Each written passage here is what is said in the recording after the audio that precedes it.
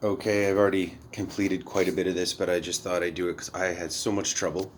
This is a wood stove. I'll put a link for it. I got it off Amazon, and I'm in Canada, so this is just for a shop. Just an inside shop here, and I didn't know how to adapt it. So what I did is I ordered some 6-inch pipe. I haven't got it all together yet. And I ordered an extra end cap. And what you're seeing is I flipped it. I flipped it upside down. I've already used the stove a few times outside, so I flipped it upside down and I put the drill holes in.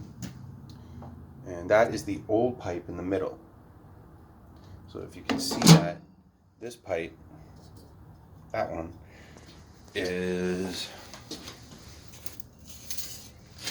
for this, and that would go right over, and that's how you pipe it. But if you want to use it inside, it won't go. So you flip a cap and turn it upside down. You could put, and I didn't because I'm outside and the shed is a little bit less ventilated than you probably would have somewhere else, but you could put the around here the high heat that you would use for the sealant that you would use for the door. I don't have any on this wood stove. And there you go.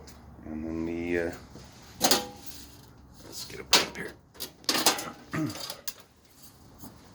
A union would just goes right in. So, sorry, that's a pipe. I banged it up a bit, but I would just put a union right in, and I'm good to go. I'll do another one after. And that's how you adapt a wood stove.